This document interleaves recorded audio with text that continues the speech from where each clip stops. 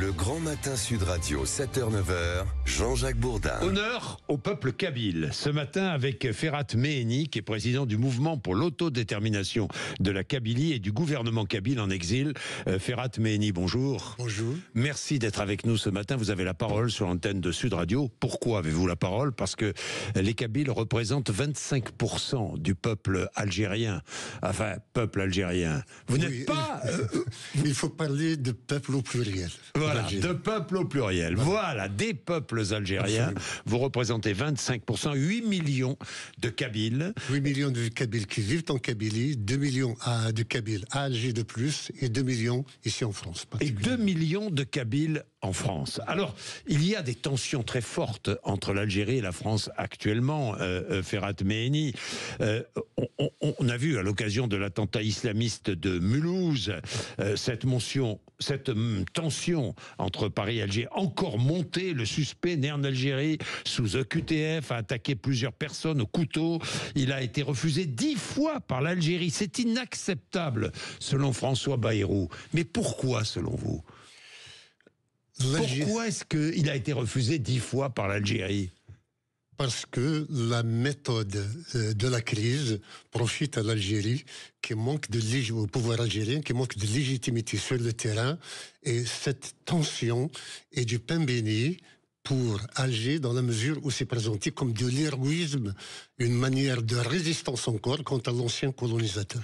Donc pour le gouvernement algérien, ces OQTF sont utilisés par le gouvernement algérien pour unifier en quelque sorte ou justifier la politique intérieure conduite ou extérieure conduite par le gouvernement. En tous les cas, pour resserrer un peu de soutien autour de lui au niveau des autres régions en dehors de la Kabylie notamment. Bon, alors avant de parler de la Kabylie et de vos revendications, je voudrais que nous revenions sur cette tension entre la France et l'Algérie.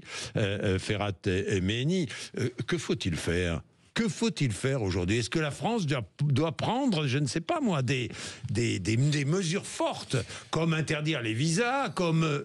Dites-moi, parce que j'entends tout dire en France. Oui, je crois que dans cette situation, M. Bruno Retailleau est celui qui exprime la position la plus digne par la fermeté qu'il entend exercer sur Alger. Malheureusement, ce sont les leviers de cette fermeté qui manquent. C'est-à-dire les visas ou le gel des avoirs et tant d'autres mesures ne sont, à notre humble avis, que des mesurettes dans la mesure où il faut que toute l'Europe soit derrière la France pour que cela puisse avoir un effet.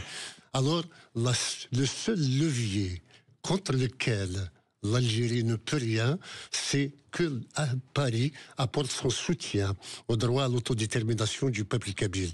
Parce que cette tension est soi-disant alimentée par le fait que la France est décidé définitivement de reconnaître la marocanité du Sahara. Tout ce que fait Alger, c'est pour que la France revienne sur sa décision. Or, une décision étatique, on ne revient pas dessus. Oui. Et donc, ça ne peut qu'aller de mal en pis. Donc vous pensez que toutes les mesures de rétorsion sont insuffisantes? Elles sont toutes insuffisantes.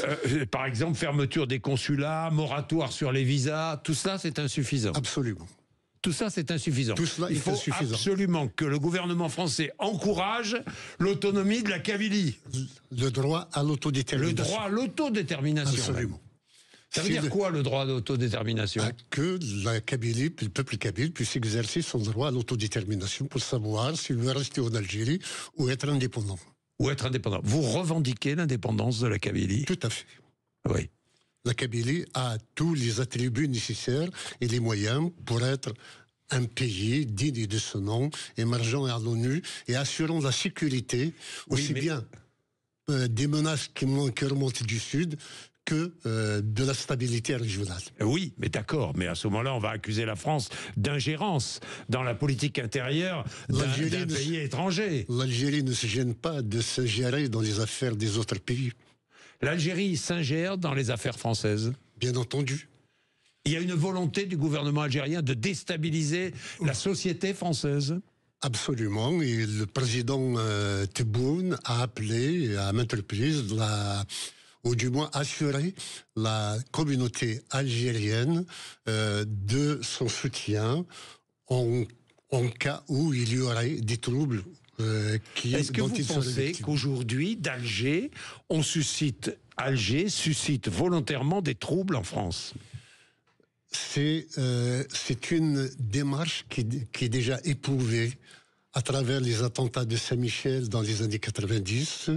Et on sait que les services algériens ont suffisamment infiltré le système français, la France en général, qu'ils peuvent effectivement commettre des attentats ou des actes Vous pensez que certains attentats commis en France sont à l'origine préparés en Algérie? Par les services algériens, oui.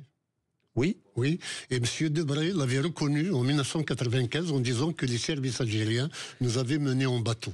Il s'est rectifié après, mais disons que il y avait des rapports disant que... Par exemple, le dernier attentat commis à Mulhouse pourrait être... Non, ce dernier attentat n'est que celui d'un écervelé, de quelqu'un qui est complètement égaré. Et oui. Voilà.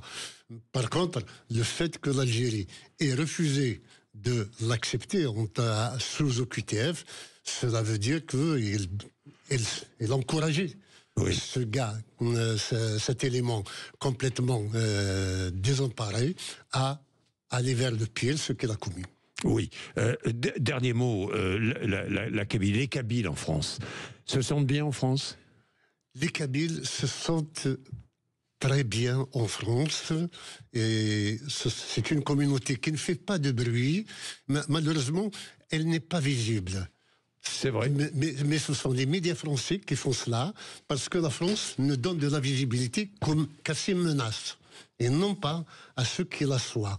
Or, la communauté kabyle est un exemple d'intégration et d'insertion dans la société française. Bien, merci beaucoup Ferhat Mehini, je suis très content de vous avoir reçu. Je voudrais quand même saluer, s'il vous plaît, d'ici, tous les militants kabyles qui sont emprisonnés, notamment les condamnés à mort. L'Algérie viole gravement les droits de l'homme et les droits du peuple kabyle.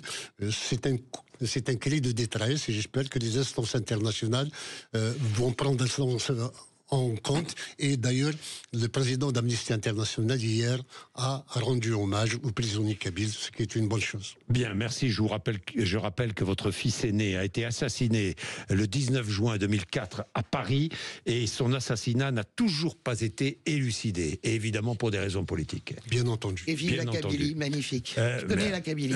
Je ne connais pas, moi. C'est absolument magnifique. Et la GSK, magnifique. Et Bijaya, magnifique. Bon, voilà. Merci beaucoup Ferhat Mehini. Merci d'être venu nous voir ce matin.